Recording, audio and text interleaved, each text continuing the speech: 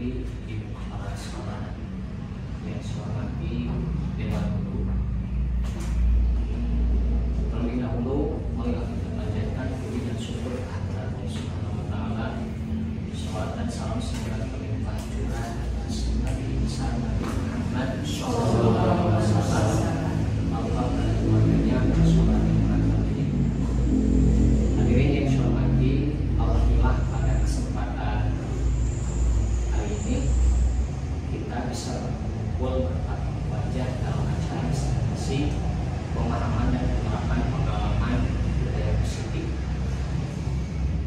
yang pada kesempatan ini pada angkatan CGP angkatan 11. Untuk saya selaku pengatur acara akan membacakan suatu acara, satu pembuka, kemudian sambutan dari ibu kepala sekolah dan orang. Untuk lebih memperhitungkan, marilah kita membaca basmalah bersama-sama. Bismillahirrahmanirrahim. Acara selanjutnya yaitu sambutan dari ibu kepala sekolah kepada yang terhormat Ibu Hajah Eli Ustadz.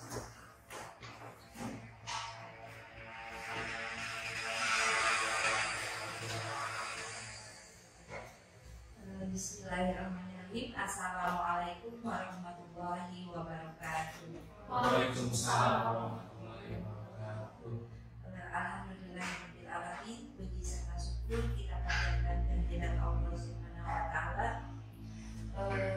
Pertama-tama saya ucapkan terima kasih kepada pembawa acara yang telah memberikan kesempatan kepada saya untuk menyampaikan sambutan pada acara diseminasi penyebaran pemahaman dan penerapan pengalaman budaya positif dari CGP angkatan 11, yaitu dari saudari Pak Aib Saifullah ya. Nah, Bapak serta Ibu yang saya hormati, saya selaku kepala sekolah di SD Negeri Sukamantri ini sangat mendukung kepada CGP ini untuk menyampaikan diseminasi tentang pemahaman budaya positif ini. Sebenarnya budaya positif ini telah kita laksanakan sebagian di sekolah kita, tapi dengan adanya diseminasi ini, mudah-mudahan pemahaman kita tentang budaya positif ini akan lebih dalam. Kemudian nantinya mudah-mudahan akan kita terapkan ya, akan kita tambahkan dari kebiasaan-kebiasaan atau budaya-budaya positif yang telah kita laksanakan di sekolah ini, sehingga nantinya akan menambah terhadap penguatan karakter putra putri kita, termasuk juga karakter sekolah kita, termasuk juga karakter dari bapak dan ibu guru semua, sehingga bisa menjadikan sekolah kita menjadi sekolah yang unggul, sekolah yang diharapkan oleh kita semua. Jadi sekali lagi saya ucapkan selamat kepada Bapak Aib Saifullah untuk menyampaikan pemahamannya, menyebarkan pemahamannya tentang budaya positif ini. Mudah-mudahan dengan acara ini pemahaman kita akan semakin bertambah. Terima kasih. Wassalamualaikum warahmatullahi wabarakatuh. Waalaikumsalam.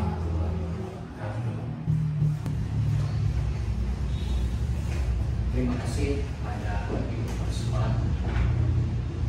Hadirin yang saya hormati, marilah kita berdoa kepada Allah Subhanahu wa taala agar dalam acara ini ada dalam kelancaran dan kesuksesan. Allahumma sholli ala sayyidina Muhammad wa ala alihi washabihi ajmain. Amin ya rabbal alamin. Allahumma ba'ala hamdan syakirin. Hamdan amin hamdan mu'amin hamdan majidah. Ya rabbal alamin kama yang bagi dijadikan karim sultani. Rabbana zalamna anfusana wa illam taghfir lana wa tarhamna muslimin.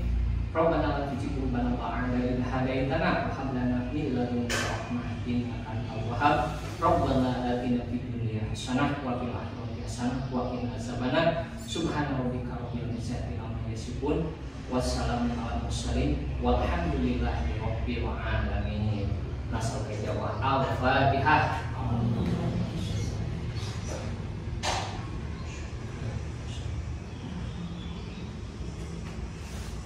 Terima kasih.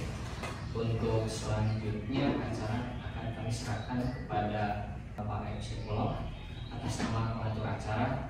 Mohon maaf apabila ada kekurangan. Terima kasih atas segala perhatiannya. Tutup dengan hamdalah rabbil alamin. Wassalamualaikum warahmatullahi wabarakatuh. Waalaikumsalam warahmatullahi wabarakatuh. Bismillahirrahmanirrahim. Assalamualaikum warahmatullahi wabarakatuh. Waalaikumsalam warahmatullahi wabarakatuh. Sebelumnya saya ucapkan terima kasih kepada pengatur acara yang telah memberikan kesempatan kepada saya untuk mendiseminasikan aksi nyata tentang budaya positif di SD Negeri Sukamantri.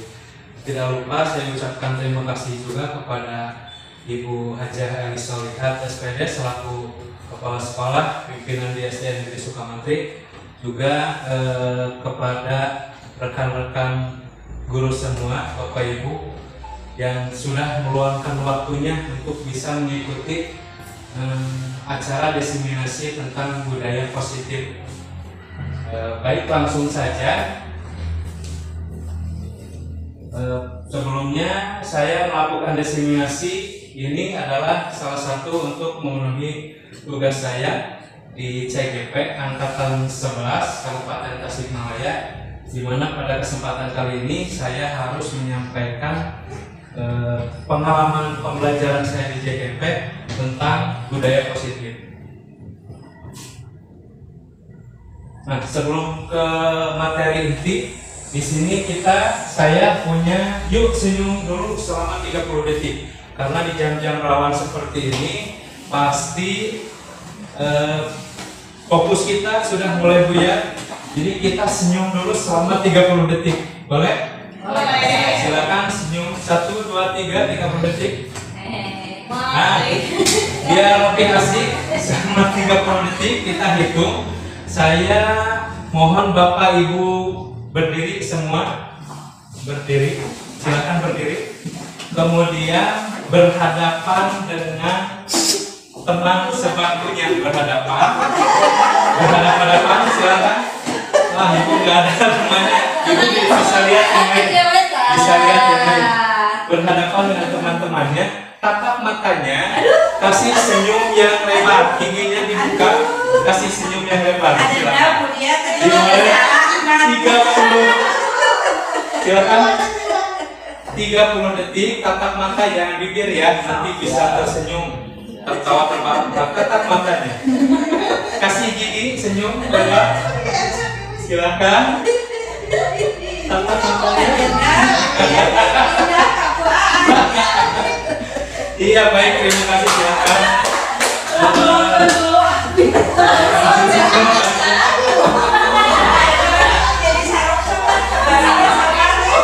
Baik. Tadi dengan senyum selama 30 detik dengan tujuan kita pada akhirnya bisa sambil tertawa lepas, bisa terbahak-bahak, bisa kembali sedikitnya menyegarkan kembali pikiran kita bisa fokus kembali. Nah, kegiatan seperti ini juga bisa Bapak Ibu lakukan di kelasnya masing-masing. Pasti siswa juga bakal lebih heboh daripada kita ya. Baik, langsung saja. Nah, sebelum ke materi juga seperti biasa, karena ada kesepakatan forum diseminasi di kali ini. Jadi saya sudah siapkan pematiknya. Dalam forum diseminasi ini yang pertama harus menghargai siapapun. Setuju? Kemudian yang kedua menjadi pendengar yang baik. Nah, yang berikutnya silakan yang mau menambahkan, apalagi peraturannya boleh sambil ngopi, boleh begitu. Menghargai pendapat orang lain, ya betul ya, menghargai pendapat orang lain sambil ngopi, sambil santai saja. Ada yang mau lagi ditambahkan atau cukup? Cukup ya? Nah, baik. Seorang guru harus memiliki kemampuan dalam mewujudkan budaya positif di sekolah. Nah, budaya positif tersebut dapat dijadikan dengan menerapkan konsep-konsep inti. Apa saja konsep-konsep inti itu? Konsep inti yang pertama yaitu disiplin positif motivasi. Kemudian yang kedua yaitu perilaku manusia. Yang ketiga keyakinan sekolah atau kelas. Kemudian yang keempat kebutuhan dasar manusia. Yang kelima posisi kontrol restitusi. Dan yang keenam yang tingkatannya sudah paling tinggi levelnya yaitu tentang segitiga restitusi. Dari konsep-konsep ini tujuan akhirnya adalah kita bisa memposisikan diri kita untuk menanamkan budaya positif atau menyelesaikan masalah siswa yang baik yang melanggar peraturan atau yang di luar batas kewajaran. Kita bisa melakukan tahapan yang paling tinggi yaitu segitiga restitusi. Nanti kita akan belajar ini. Untuk memahami yang ini maka yang pertama kita harus tahu dulu apa itu disiplin positif. Disiplin positif yaitu merupakan suatu cara penerapan disiplin yang mengajarkan anak bertanggung jawab dan menumbuhkan kesadaran diri berdasarkan nilai-nilai kebajikan. Apa saja nilai-nilai kebajikan? Mungkin ada yang tahu di sini. Nilai-nilai kebajikan. Yang pertama mungkin saling menghargai, saling mencintai sesama. Banyak ya nilai-nilai kebajikan yang ada gitu ya. Disiplin positif itu lebih ke arah disiplin diri, di mana yang dapat mengontrol diri melakukan segala tindakan. Jadi pada dasarnya kita tidak bisa mengontrol orang lain, tapi kita hanya bisa mengontrol diri kita sendiri. Mau jadi apa anak didik kita itu tergantung kontrol pada diri kita sebagai pendidik. Berikutnya, disiplin diri dapat membuat murid memahami dan menyadari berdasarkan motivasi internal, bukan akibat paksaan, ujian atau hukuman. Jadi nanti kita akan memahami bahwa setiap yang dilakukan anak itu pasti berdasarkan internal, motivasi internal, atau berdasarkan motivasi eksternal. Sama seperti kita sedang berada di sini di kelas ini.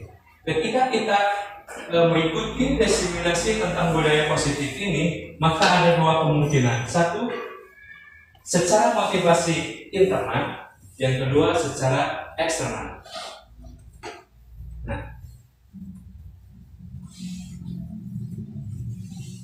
Nah, itu masuk juga ke dalam 6 karakter yang ada di dalam profil pelajar Pancasila. Sebagaimana diketahui bahwa profil pelajar Pancasila terdiri dari 6. Yang pertama, silakan dibacakan. Yang pertama apa? Beriman dan bertakwa kepada Tuhan yang Maha Esa dan berakhlak mulia. Kemudian yang kedua, mandiri. Ketiga, berkebinekaan global. keempat, bergotong royong. kelima, kreatif. keenam, dan bernalar kritis. Biasanya dinyanyikan ya kalau sama anak biar lebih heboh. Bapak ibu guru juga bisa kalau mau menyanyikan ya. Tapi untuk profil pelajar Pancasila ini dari ke-6 ini menjadi bagian sub-sub yang lain juga masih banyak. Ketika kalau kita membahas tentang profil pelajar Pancasila, maka mungkin butuh waktu yang lebih lama. Kita hanya fokus ke budaya positifnya saja.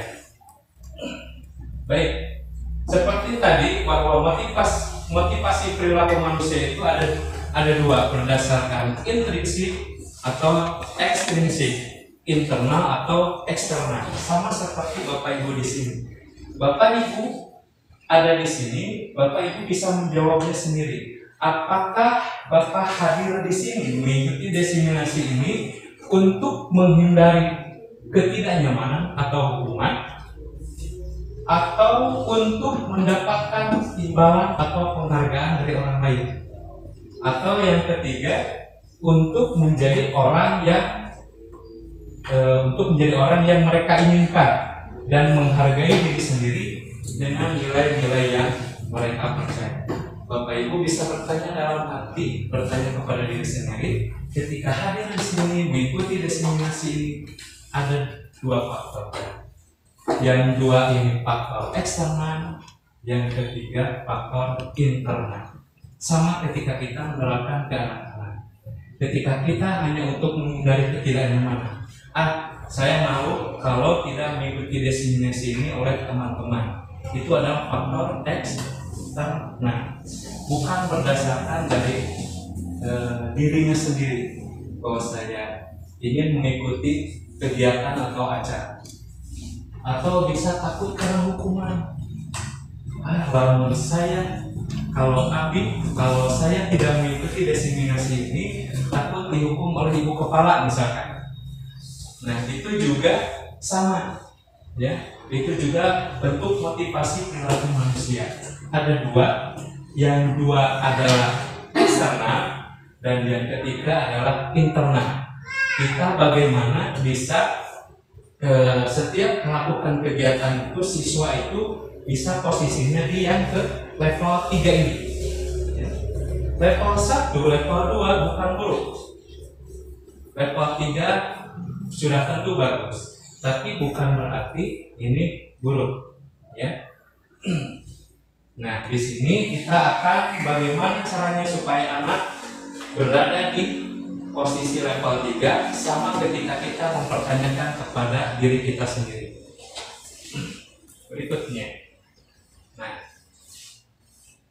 Berikutnya itu tentang keyakinan sekolah atau keyakinan kelas.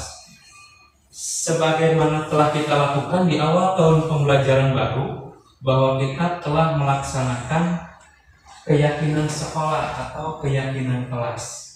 Bisa diceritakan pengalaman Bapak Ibu guru ketika melakukan keyakinan kelas. Seperti apa yang dilakukannya? Ada yang mau mencoba berbicara?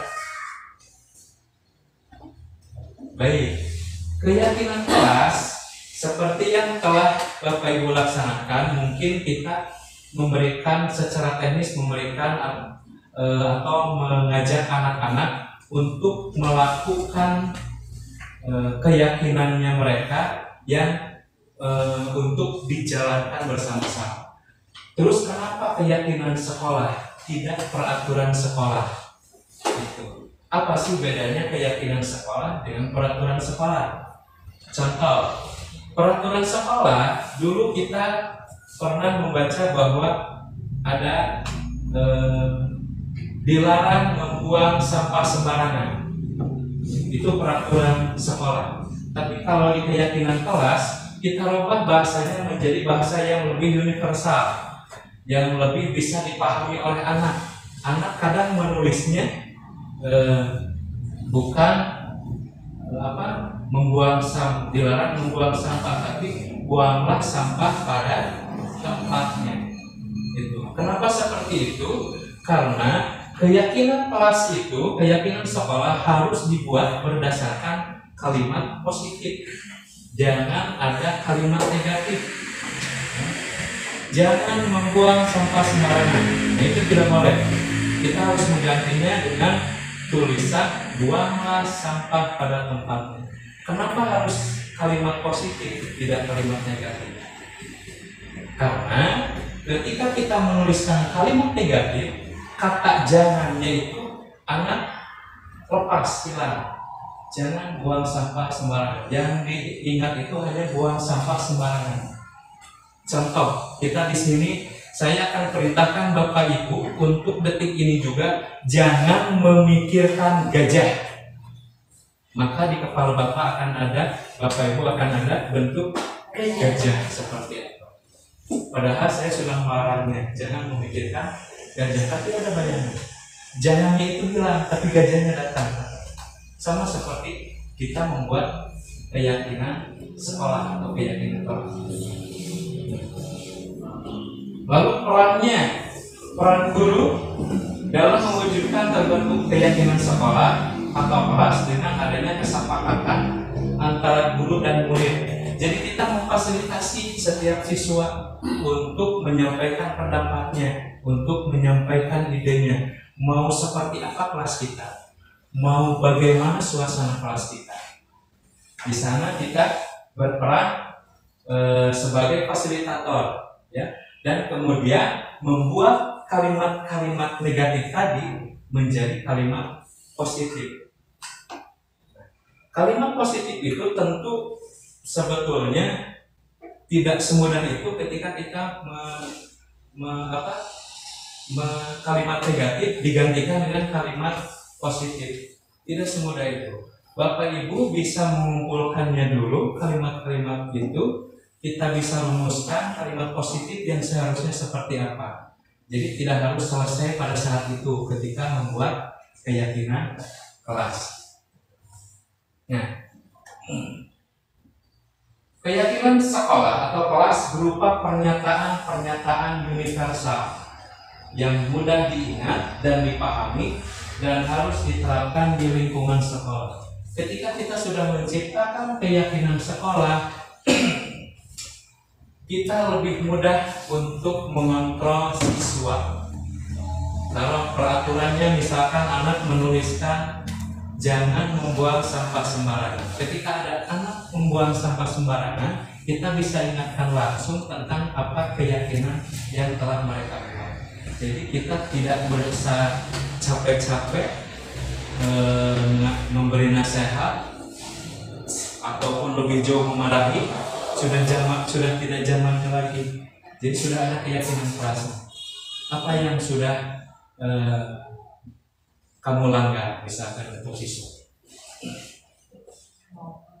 Nah, ini contohnya.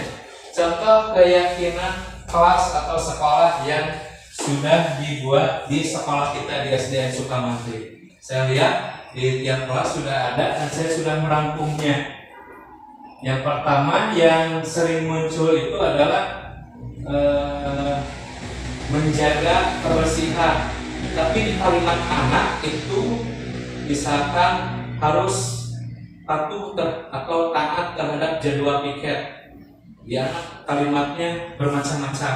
Tapi kita bisa menyatukannya bahwa tujuan anak itu yaitu bekerja sama menjaga kebersihan sekolah. Tidak boleh mengejek, tidak boleh membuli, tidak boleh memanggil anak dengan sebutan orang tua. Anak menuliskan banyak seperti itu. Maka kita rangkum semuanya menjadi saling peduli, menghargai, gitu kan, dan membantu sesama lain atau sesama teman. Kemudian menjaga dan meletakkan barang sesuai tempatnya. Kalau kalimat negatifnya biasanya anak jangan menyimpan barang di sembarang tempat. Jadi bagaimana caranya kita menghindari kata jangan, tidak boleh, tapi diganti dengan kalimat yang lebih positif. Dari keyakinan kelas atau kesepakatan kelas yang telah dibuat, maka setiap anggota kelas yaitu perlu belajar. Mereka perlu belajar, mereka perlu senang, mereka harus melakukan tugas, mereka harus saling menghargai, dan mereka harus merasa aman ketika di sekolah atau ketika di kelas. Kemudian selalu bersikap positif, senantiasa menjadi diri terbaik, percaya dan menghormati orang lain serta barang miliknya. Kemudian berkomitmen terhadap setiap tugas. Karena siswa juga ada yang harus tepat melaksanakan tugas, senantiasa membantu. Hormat. Terus kami meyakini bahwa sangat penting untuk menghormati semua orang dan barang milik orang lain. bekerja, kami meyakini bahwa sangat penting untuk mengerjakan segala pekerjaan dan atau mengikuti kegiatan yang telah ditugaskan. Jadi ketika kita membuat keyakinan kelas, itu tadi tahapannya. Kita mengajak seluruh siswa untuk memastikan idenya atau gagasannya kita tampung. Jadi jangan mentang-mentang di Canva sekarang banyak, tinggal download, print, udah selesai. Bukan seperti itu. Tapi justru kita mengajak anak untuk mengolah perasaan mereka dan juga membiasakan atau belajar bagaimana supaya anak bisa berbicara di depan umum. Ice breaking karena suasananya sudah siang, ngantuk juga. Kita ice breaking dulu. Ice breakingnya seperti yang sudah dilakukan, tidak ada hal yang baru, tapi kita coba dulu. Silakan berdiri semuanya, kita ice breaking dulu, bukan ice ya, ice breaking. Ketika saya bilang tepuk 1, tepuk 2, tepuk 3, kan tanpa dikasih tahu, tapi ada tambahan. Ketika saya bilang 1, pegang gitu, 1, 2, 3, 1 kiri dong, 1 ke kiri. 1, 2, 3.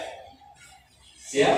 Tepuk 1, tepuk 2, tepuk 3, tepuk 1, 1, tepuk 2, 2, tepuk 3, 1, 2, tepuk 3, 3. Iya, ya.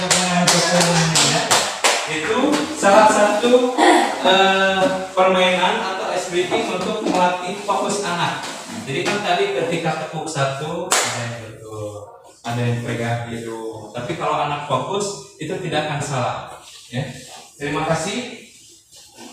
Kemudian materi berikutnya yaitu tentang kebutuhan dasar manusia. Apa saja kebutuhan dasar manusia?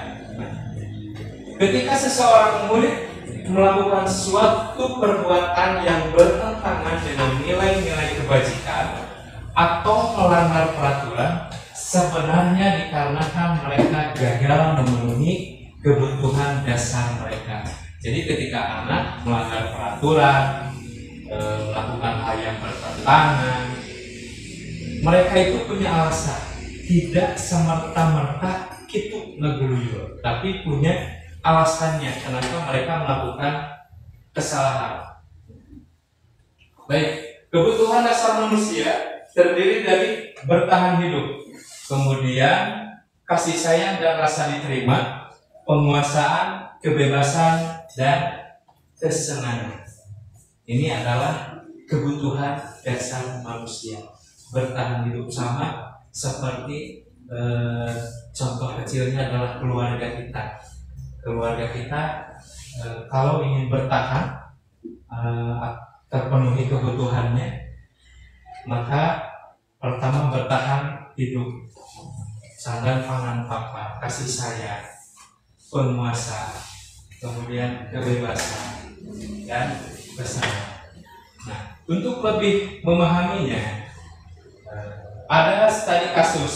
Misalkan di sini Ibu Julaiha sedang bingung menghadapi ulah salah satu murid kelasnya, Tommy. Beberapa anak telah mengeluhkan Tommy yang seringkali meminta bekal makan siang teman mereka dengan paksa. Jika Anda menghadapi situasi seperti Ibu Julaiha, apa yang akan Anda lakukan? Kira-kira posisi Bapak Ibu jika berada di posisi Juleha, apa yang akan Bapak Ibu lakukan? Ada yang mau mencoba?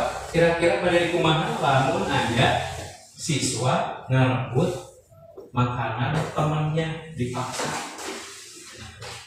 Nah, dipanggil, betul. Kemudian ditanya kenapa berlaku seperti itu. Iya, terima kasih betul. Dikuatkan, ya, dinasehati betul, dipanggil, ditanya kenapa melakukan seperti itu. Ya, itu betul sekali. Nah, kira-kira alasannya apa si Tommy kok bisa melakukan hal seperti itu? Yang pertama, alasan yang pertama mungkin karena Tommy lapar dan orang tuanya tidak membawakan bekal makan siang. Maka kebutuhan dasar yang sedang berusaha dipenuhi oleh Tommy adalah kebutuhan untuk bertahan hidup. Ketika alasannya tidak membawa bekal, maka Tommy melakukan hal itu untuk bertahan hidup atau survival. Jadi kasus yang sama akan berbeda kebutuhan dasarnya. Itu yang pertama. Kemudian yang kedua, alasan Tommy melakukan hal seperti itu karena dia merasa senang temannya jadi memperhatikannya.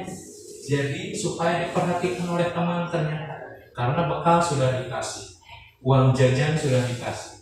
Ketika temannya melaporkan tindakan itu pada gurunya dan memberitahu orang tuanya, sehingga orang tuanya jadi memperhatikan dia, maka kebutuhan dasar yang sedang dipenuhi Tommy adalah kebutuhan akan kasih sayang dan rasa diterima. Ini alasan yang kedua dengan kasus yang sama. Jadi kenapa kita sebelum menjudgment kamu salah, kamu telah berbuat salah, kamu nakal, karena ada alasan, ada kebutuhan dasar manusia yang harus dipenuhi.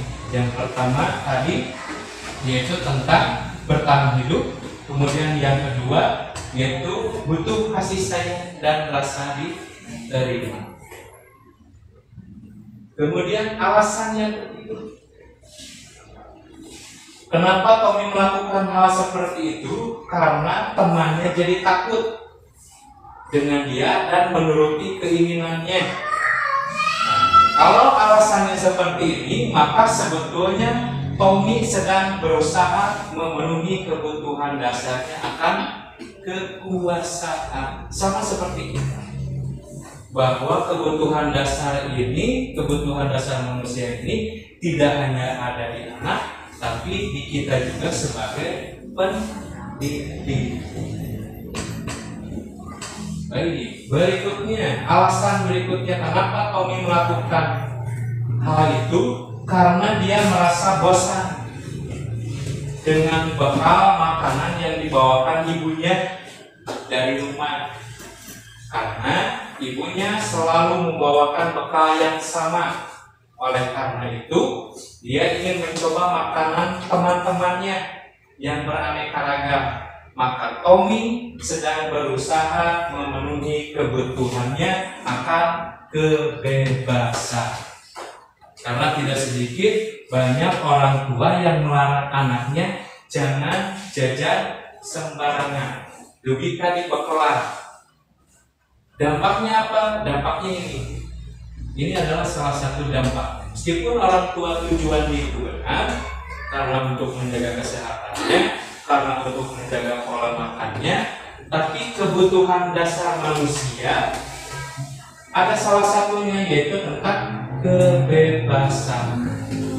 Jadi tidak bisa kita terus memberikan hal yang sama, karena anak juga butuh kebebasan. Ini alasan Tommy yang keempat dengan kasus yang sama.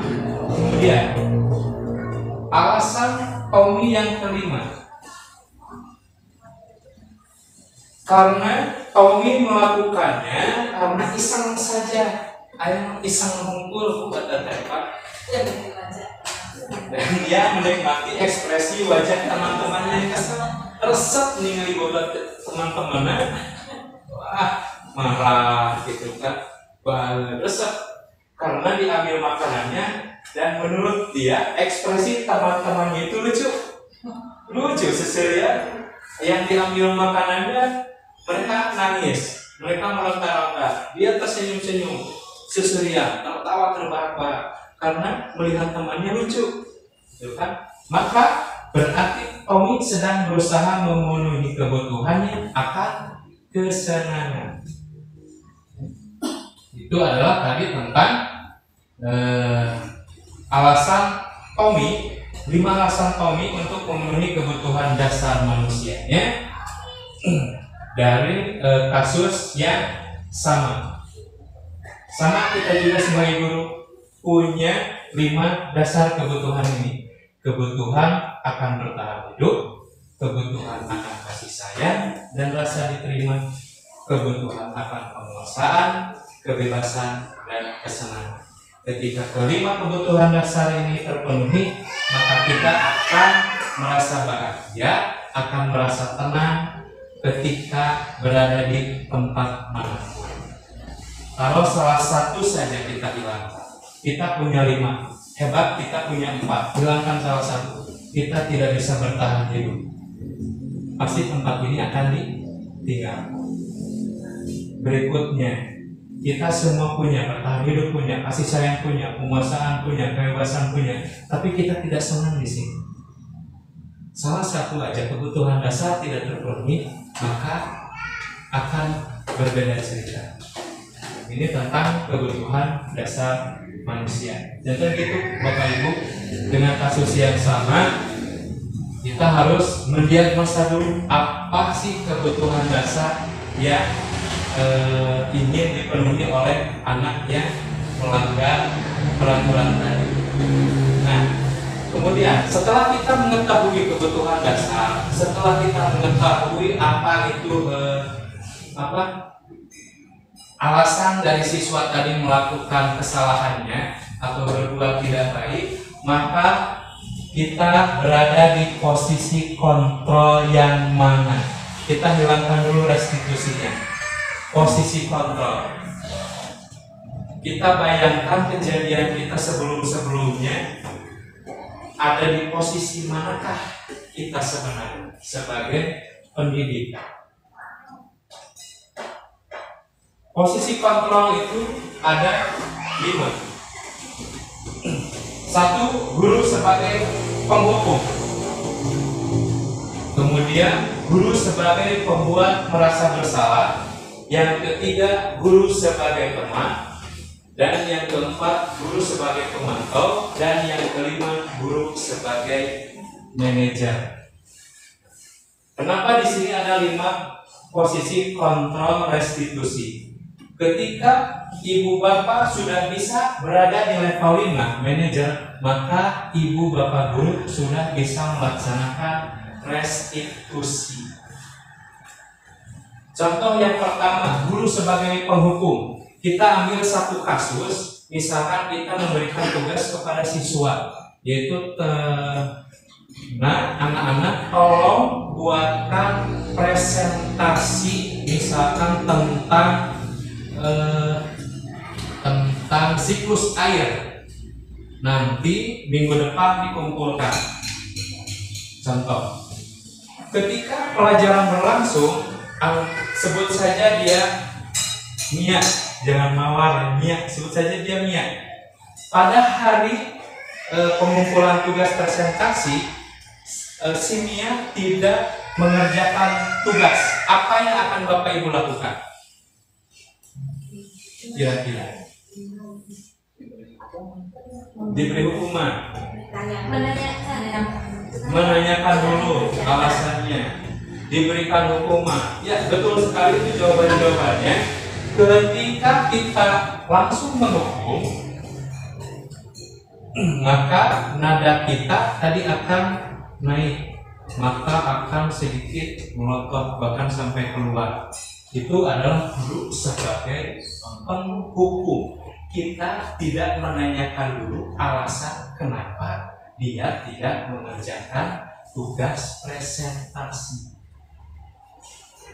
Kemudian yang kedua yaitu guru sebagai pembuat merasa bersalah.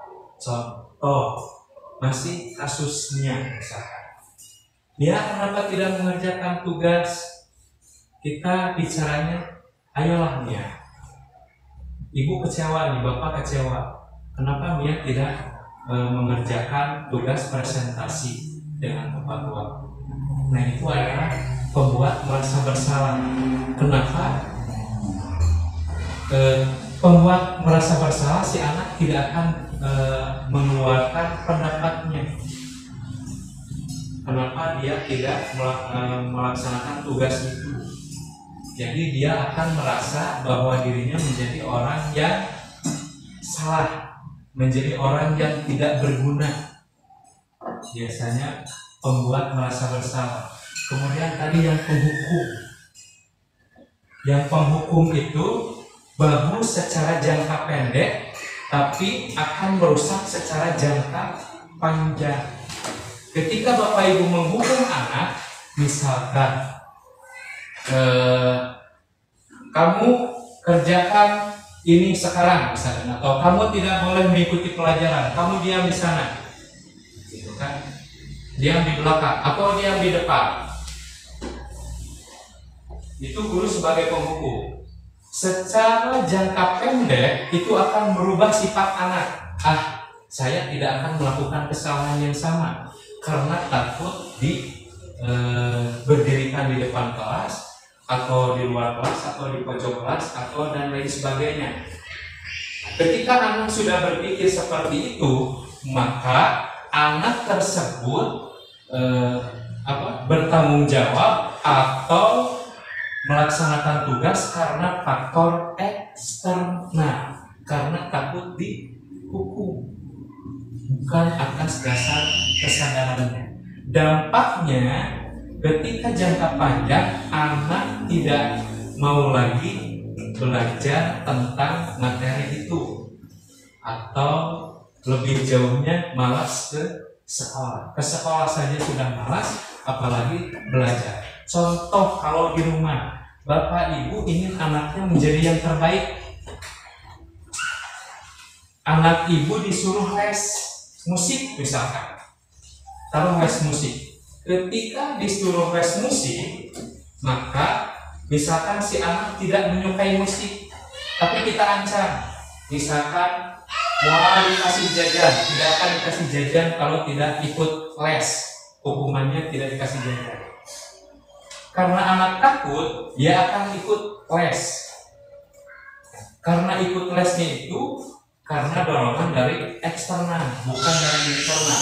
Dampak lebih jauhnya, dia tidak akan menyukai musik, bukan karena musiknya yang tidak enak, tapi karena hukumannya.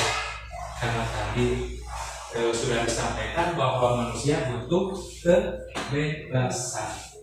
Kemudian guru sebagai teman. Lalu seperti apakah guru sebagai teman? Misalkan tadi Mia tidak mengerjakan tugas, kenapa kamu tidak mengerjakan tugas? Dengan alasannya bla bla bla, kita jawab, ya sudah nggak apa-apa, lain kali nanti ibu bantu. Atau buat kamu nggak apa-apa, tapi besok kerjakan ya. Itu adalah posisi sebagai teman. Kita tidak menyakiti anak tersebut, kita persuasif, tapi dampaknya anak itu tidak akan menderita kalau posisi kita sebagai teman. Ketika anak melakukan kesalahan yang sama, kemudian kita tidak menerapkan lagi sebagai teman, maka anak akan kecewa. Ini di posisi teman. Kemudian yang berikutnya yaitu guru sebagai pemantau. Ketika Mia tadi tidak melaksanakan tugas tentang membuat presentasi, guru pemantau hanya menunjukkan aturannya. Mia, kenapa kamu tidak mengerjakan tugas? Keyakinan kelas apa yang dibuat? Kita lihat keyakinan kelasnya. Misalkan ada keyakinan kelas di sini, yang tidak membuat tugas harus keluar dari kelas, misalkan. Kalau sesuai kesepakatan, itu bukan hukuman, itu frekuensi. Kalau pemantau posisinya hanya memperlihatkan atau menunjukkan aturan yang telah dibuat. Lalu bagaimana kalau guru sebagai manajer? Ketika Mia tidak mengerjakan tugas presentasinya, kita akan bertanya dulu, Mia, kenapa kamu tidak mengerjakan tugas yang telah Bapak atau Ibu buat? Coba ceritakan. Biasanya kamu kan melaksanakan tugas selalu tepat. Anak akan bercerita, mungkin karena ibunya sakit, mungkin karena membantu adiknya, atau mungkin juga karena lupa. Kita bisa mendiagnosis ketika kita sebagai manajer. Kemudian pertanyaan berikutnya, lalu Mia, apa yang akan dilakukan Mia untuk memperbaiki kesalahan Mia? Jadi kita memberikan kesempatan kepada anak untuk memperbaiki masalahnya. Itu guru sebagai manajer. Dari ketiga posisi kontrol ini, Bapak Ibu bayangkan saja, tidak perlu diceritakan, sudah ada di posisi manakah kita sebagai pendidik? Apakah di posisi pembuku, merasa bersalah, teman, pemantau, atau manajer? Baik, berikutnya. Nah, dari kelima posisi kontrol tadi, sebagai penghukum dan sebagai pemuat bersalah, itu tujuannya satu. Anak akan menghindari hukuman. Dan ketika Bapak Ibu berada di posisi penghukum atau berada di pembuat rasa bersalah, maka posisi Ibu saat ini berada di identitas gagal sebagai pendidik karena masih membutuhkan kontrol dari luar. Lalu kemudian posisi kontrol berikutnya sebagai teman dan sebagai pemantau.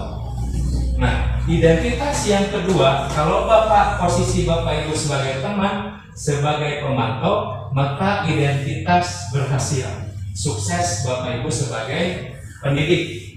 Jadi kalau tadi dalam hati, oh posisi saya ternyata di teman, oh posisi saya sih berarti sudah di manajer, berarti saya sudah bagus. Tinggal direfleksikan saja. Ketika sudah ada di posisi ini, berarti Bapak Ibu sudah bisa menghargai diri sendiri. Anak juga bisa menghargai diri sendiri. Anak mau belajar atas dasar kemauannya, bukan karena takut dihukum, bukan karena menginginkan imbalan atau hadiah. Ketika Bapak Ibu sudah ada di sini, maka identitas berhasil atau sukses dalam kontrol diri. Di sini ada contoh-contohnya, misalkan kalau menghukum, guru biasanya menghakimi, menunjuk-nunjuk, menyakiti. Dan kalau membuat rasa bersalah, berceramah panjang lebar mengatakan seharusnya kamu seperti apa, ibu atau bapak kecewa dengan tindakan kamu, itu membuat bersalah. Ketika sebagai teman tadi membuat alasan-alasan untuk ayolah lakukan demi bapak, ayolah lakukan demi ibu. Terus ketika pemantau tadi, apa sih peraturannya? Karena kamu sudah melanggar kelas, itu hanya sampai memberikan sanksi ketika pemantau. Dan ketika manajer, maka kita bisa menanyakan apa yang kita yakini, apa alasan mereka melakukan itu, dan apa yang akan mereka lakukan untuk melakukan perubahan hal negatif itu. Ini adalah posisi 5 posisi kontrol. Baik, posisi kontrol restitusi. Nah, di antara kelima posisi kontrol tersebut, sebaiknya seorang guru menggunakan posisi kontrol sebagai manajer. Jadi tujuan akhirnya ketika kita mempelajari tentang konsep-konsep yang tadi, bahwa kita bisa berada di level sebagai manajer. Sebagai manajer, guru dapat berbuat sesuatu bersama murid mempersilahkan murid bertanggung jawab dan mendukung murid agar dapat menemukan solusinya. Jadi bukan kita yang memberikan solusi, tapi anaknya sendiri yang menyampaikan solusi. Kemudian selain itu, posisi manajer mengacu pada restitusi yang dapat menjadikan murid sebagai manajer bagi dirinya sendiri sehingga dapat tercipta identitas positif pada diri murid. Jadi ketika kita sudah berada di posisi manajer, kita sudah melangkah maju menjadi seorang yang restitusi. Jadi anak bisa mengenali kemauannya sendiri, anak bisa mencari solusinya sendiri. Kita hanya sebagai fasilitas saja. Ketika kita sudah menjadi manajer, maka secara tidak langsung kita akan bisa melakukan segitiga restitusi. Ya. Apa saja segitiga restitusi ini? Nah, dalam tahapan segitiga restitusi yang pertama yaitu menstabilkan identitas, kemudian validasi tindakan yang salah. Kita validasi dulu, kita cek dulu kenapa dia melakukan kesalahan itu, kenapa dia melanggar peraturan, pasti punya alasannya. Dan yang terakhir yaitu menanyakan tentang keyakinan. Baik, yang pertama menstabilkan identitas. Menstabilkan identitas itu dilakukan berdasarkan prinsip bahwa membuat kesalahan adalah bagian dari proses pembelajaran yang nantinya akan menggeser identitas gagal ke arah identitas sukses. Jadi ulah nolan, ulah harifan, jangan bimbang kalau kita membuat kesalahan, karena kesalahan bagian dari proses pembelajaran. Ayah kalau salah-salah aja berarti dia tidak belajar. Kemudian menstabilkan identitas. Ketika kita ingin menstabilkan identitas siswa, ketika siswa kita panggil karena dia telah melakukan kesalahan, maka kita bisa melakukannya seperti yang ada di sini. Berbuat salah itu hal yang manusiawi. Berbuat salah itu hal yang manusiawi. Jadi kita stabilkan dulu emosi. Kemudian tidak ada manusia yang sempurna. Kita pasti bisa menyelesaikan permasalahan ini. Bapak atau ibu tidak tertarik untuk mencari tahu siapa yang salah. Tapi bapak atau ibu lebih tertarik untuk menyelesaikan masalah. Biasanya ketika ada orang yang berkelahi. Kemudian kalau kamu terus menyalahkan dirimu sendiri terus menerus, apakah kamu bersikap baik pada dirimu sendiri? Ayah siswa atau peserta didik yang suka menyalahkan dirinya sendiri. Ada yang seperti itu. Kemudian setelah menstabilkan